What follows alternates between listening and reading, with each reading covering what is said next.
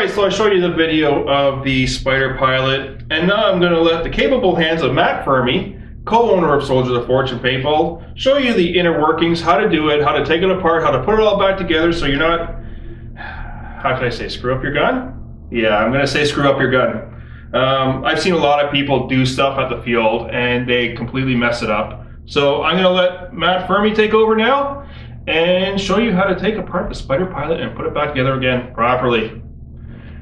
All right, Matt, go ahead. Okay, so the great thing about doing this gun is there's a lot of guns, they're based on the Spyder platform. Piranhas, ATSs, a lot of the companies out there with starter guns, they're based on this platform where it's a stacked tube and it runs the same function as the rest. So first thing we're going to do is when you're working on your gun, this is a very important thing, you always got to make sure there's no gas in your gun and it's in your manuals. You degas your marker, take the barrel off, make sure there's no paintballs in it before you do any work on it. Very important safety thing. So as you see, the gun's already ready to be worked on. This is, again, with that point, it's a very important feature to make sure the gun is safe. So we'll start off with just taking it apart like a field strip. One of the important features of the guns are the fact that you can take the pin out without having to take out any screws or anything. So we take off the top bolt. All you do is pull the pin up. You can see the pin here, up and down. Okay, so we're going to take off the back piece of the gun. You can use an adjustable wrench. And there's actually Kingman, what they did was they milled out the sides to take it off. This is where your velocity is. So it's threaded in with a O-ring to hold it in place. So what I do is I just use the adjustable wrench to loosen it off. And I do the rest by hand. So I'll be putting all the parts on the left side of the mat here. There's your spring. Now you'll slide the hammer out. Basically the hammer is all loose now and you can see it through the top here. And I'll just pop it like that. This here is called your bumper. It's always important to have this in the marker, and I'll show you reasons why later on when we have it fully disassembled. Now this marker has been used, so you'll be able to see some of the wear and tear caused by misassembly with it. That's your hammer. And you have a little ring on your hammer. And I forgot to mention the bolt. It doesn't have any O-rings on it because it's Delron material. So now that we have all the internals out of the marker, what we'll do is we'll start by taking off the bottom line and work our way from there. These screws are not put in too tightly. It's just for the disassembly. But a suggestion I'll make for all people shooting these type of markers is you should have a small bottle of blue Loctite handy. Reason why, it has to be a medium strength, whether it's Loctite or any of the other brands, a medium strength bonding agent that will hold these screws in because of the vibration of the gun shooting. And I'll put it on as I reassemble the gun. So now I'll take off the front ASA.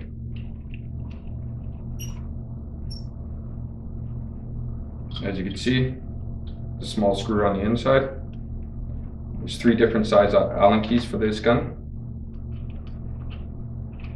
Now all the Allen keys on Kingman markers, they are metric. And the reason why they're metric is because of where the gun is manufactured. You will find different guns in the market having different types of Allen keys. The reason why they are different types of Allen keys is because of where they're manufactured within the world. For example, Tippmans, you'll most often find them being standard because they're a US manufactured gun. Now, as you see, as I took off the ASA here, the screw here has a little locking, and that's just meant to keep it in place.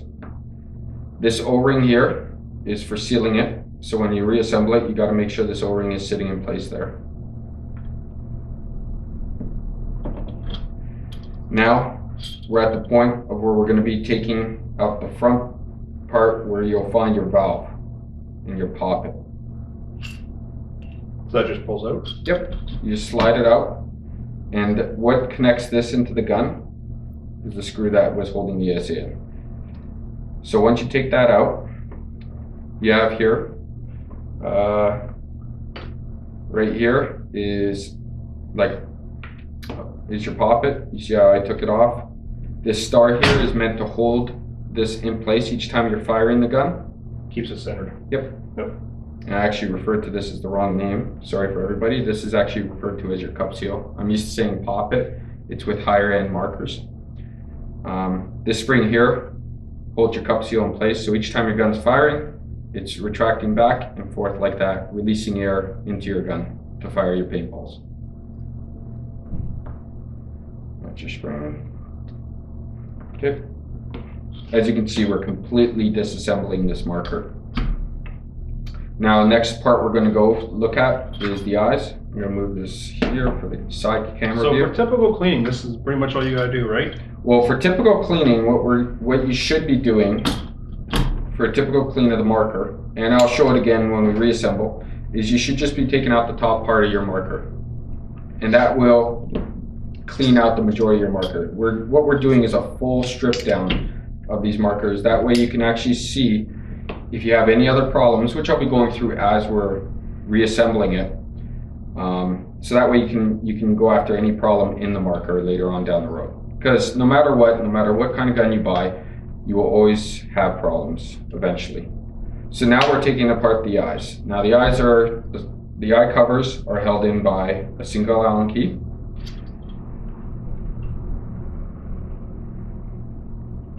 So it really doesn't matter which side you start off with first, because as I lift this up to show everybody, your eye cover is attached on with a piece of tape. Now, when I'm taking apart the marker, you can see some of the tools I have here. I have the 3 Allen keys that is required to take apart this marker, and I also have Q-tips. This is very important for anybody's kit for paintball, whether the marker is electronic or not. The reason why you have the Q-tips is you can see with the eyes, your ball detent and your actual reflective eye has porting where the ball enters. So what you want to do with the porting, you want to have these Q-tips so you can run them inside to clean out any paintballs in here. And it's very, very important that you do this, because even a little bit of paint left on your eyes will not let the marker function properly. So we're going to take apart the other side. The convenient thing about the Kingman design is the tape there holding everything in place. It'd be like having mud on your face. You can't see properly. And that's correct. So now we're taking off the trigger frame because we have the eye covers detached. You never want to take off the trigger frame first, because you don't want to pull away the wire and possibly detach your eyes.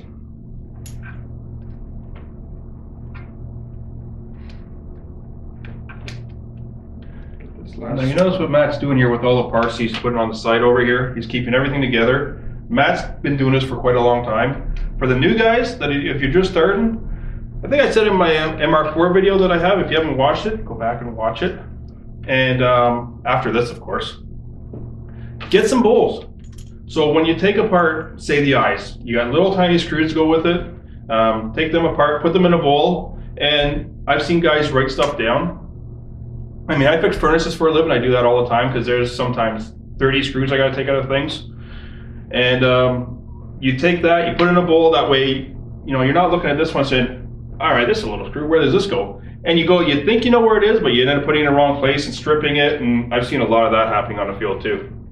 So just a good tip there to keep things all organized as you go. And when you start putting it back together, it'll be way easier for you. And you won't get so frustrated either. That's a very good point Ron's bringing up. A good place to purchase bowls like that when you're working on your equipment a lot is Princess Auto. They have little mechanic bowls that are magnetic. So that way when I'm taking apart the gun, if I have the little magnetic bowls, I drop these screws in and they're going to stay there even if the bowl falls over. Oops. All right. So now I got the eyes off and I took the screws off for the trigger frame. We can then, you can see it come apart. There's your trigger frame. Now the reason why I haven't really taken anything off of here, you should really never run into a problem. If you ever run into problems with your board or a wire detaches, really you should either A, send it back to Kingman, or B, go to a paintball store that you can trust with your equipment that can Soldiers of Fortune paintball. That can resolder it on. But I would really recommend to send it back to Kingman, because soldering is always an issue with anybody out there unless they're doing it on a daily basis. So now we have just the base of the gun. The last part we're taking out now is the valve. You can see here, there's a screw here that holds the valve in, and you saw the Allen key just move on its own because that's a very strong magnet, and that's for the trigger. That's one of the features of the gun. So I take out the grub screw.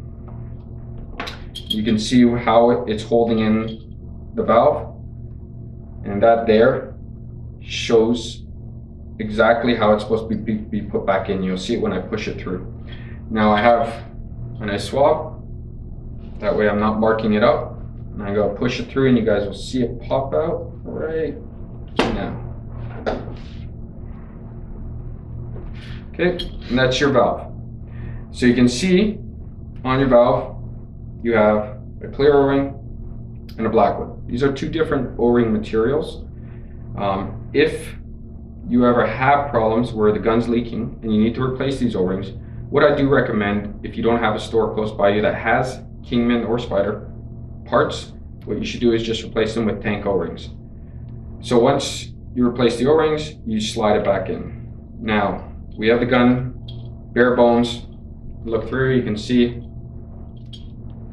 right through the gun. This is basically your marker stripped completely down. All right, so let's say you're cleaning your marker. You're gonna use a swab, Reds, whatever the manufacturer. First thing you'll do is clean out the top and rotating at the same time so you get a nice cleaning of the marker, and you can even clean out the bottom. Now if it's bad enough, you can actually dunk this in water too. I've done that before. Yep, that's very true. We have all the electronics out of the marker. This can be dunked in water now. Before you reassemble it, please make sure it's dry.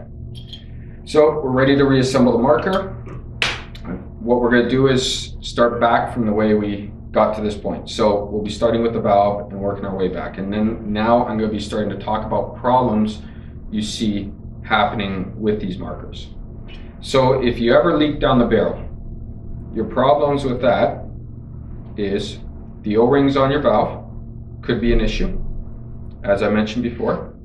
Also, if you're pushing the valve outside of your gun and you're using a screwdriver, if you ever cause a nick on the larger size hole, it could create airflow going through.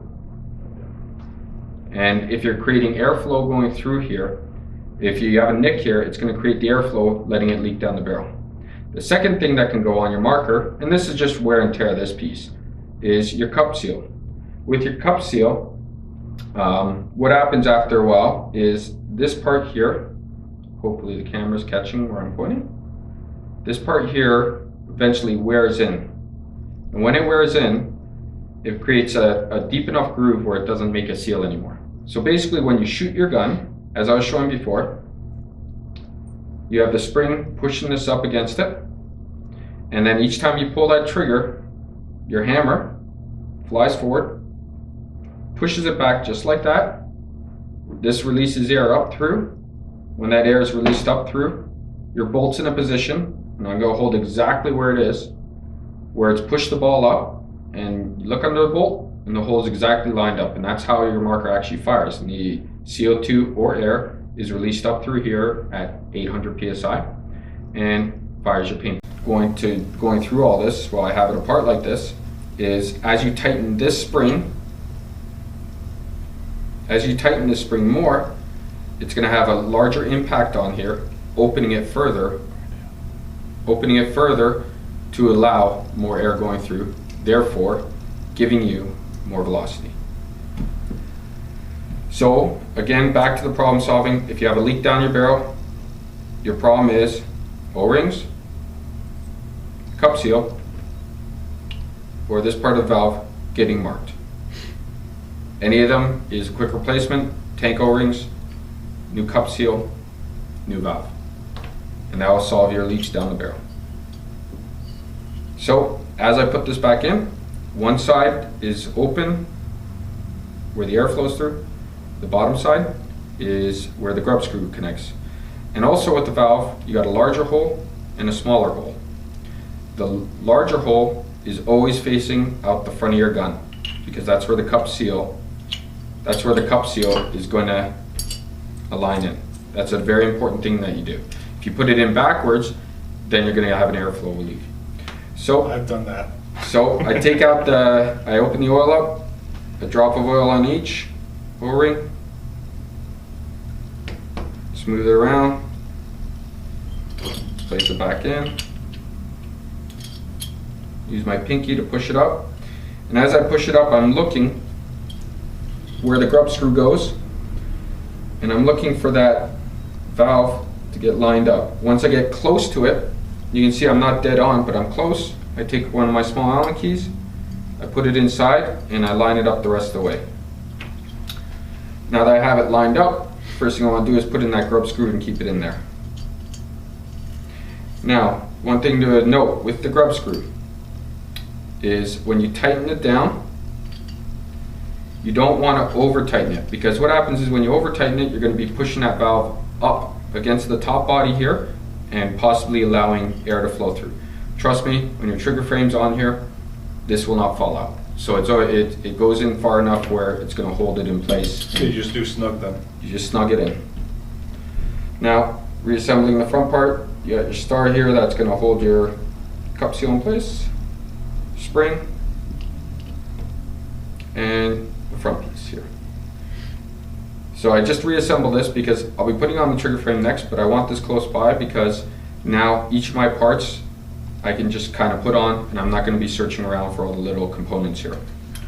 So my trigger frame, make sure the eyes are folded on either side. I get my gun. Now what you got to do is you can see where it's milled out for the wires. So when you put it on, you just take your time.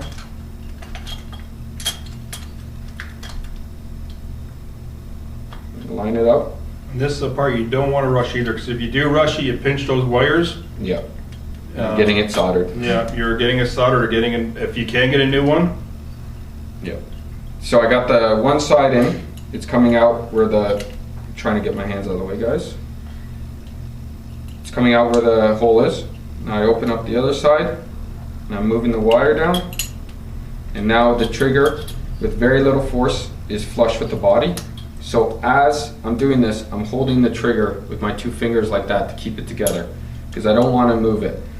Now I'm going to take the two screws that connect this trigger frame in, and I'm going to be putting them in right away.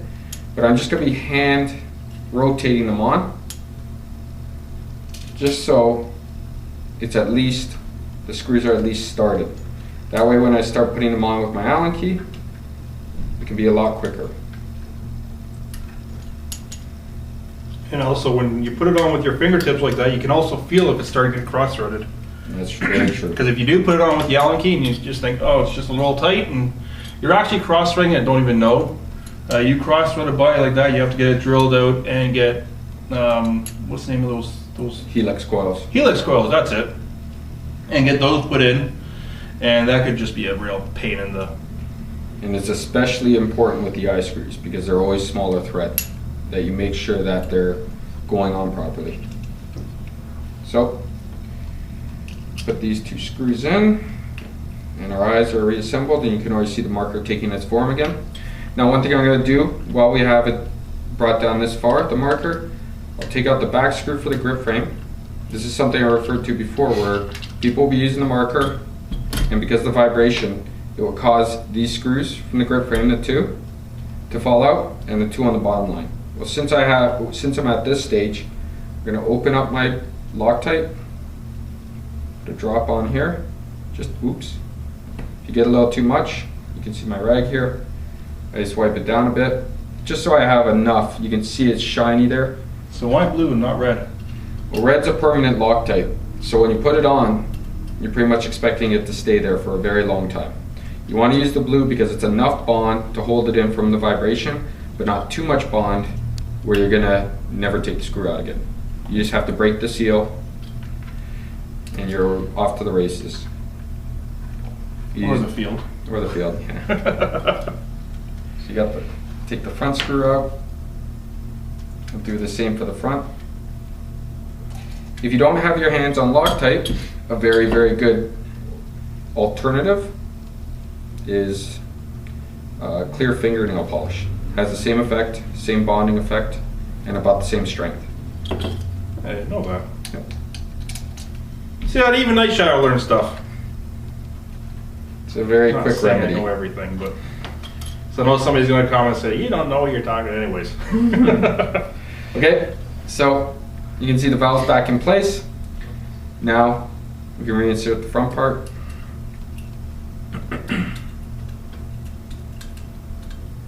Now this part here gets to be a little difficult because while I'm holding this in and lining up the hole on the top part here, I'm going to have to put this Allen key screw in and make sure that O-ring doesn't fall out at the same time. So this is probably the most frustrating part, probably worse than the eyes. Now this screw, it's a long screw, it doesn't need, and plus it has that washer on it, it won't need any bond on it. So I put the screw in, and this is going to be a little bit of playing, just bear with me. I got it right away. Doing this the first time, it would be very, very frustrating. If you have to, put it down, walk away, don't throw your gun across the room. Okay, so the screw's in place. Now I'm going to put the bottom line on.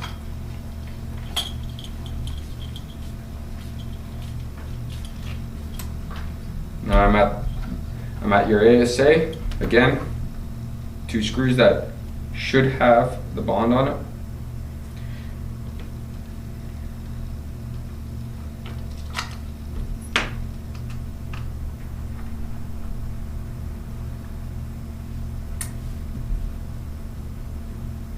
And since I'm putting this on, I don't need to be He-Man and try and torque these screws in as far as I can, because this is going to hold it in. I don't have to worry about it falling out on the field. Okay, I got those in now.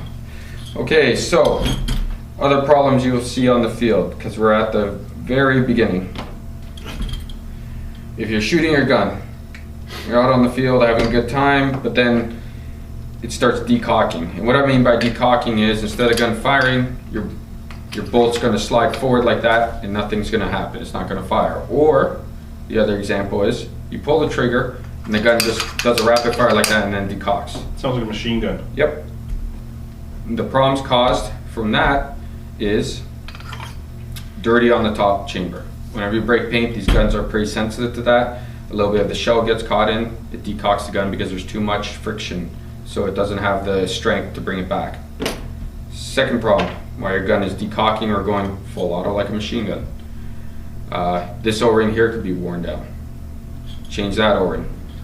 Another problem that it could be is your hammer gets worn down. And what you're looking for on your hammer is right here, it should be a nice fine edge. Reason why you need a nice fine edge, if you look in here, I'm not sure if this can focus in enough. So hopefully you can see it in there. It's a silver piece. That sometimes wears down. That's probably one of the more unlikely pieces to wear down. But the reason why that does wear down is because this O-ring wears down and it starts catching it more and rounds it out. So start reassembling it. Now you're about to reassemble it and you're like, oh no, I don't have a battery in here. It's very simple with Kingman.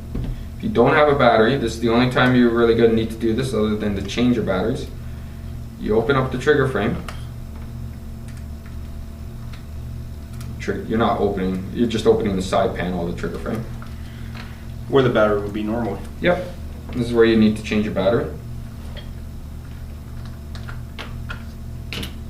And right here is what actuates your sear. So each time you pull the trigger, this piece here, I'm going to try and hold it up for you guys. This piece here goes up and down. So I'm about to push my hammer in, and it's not going to allow it because it's hitting the sear.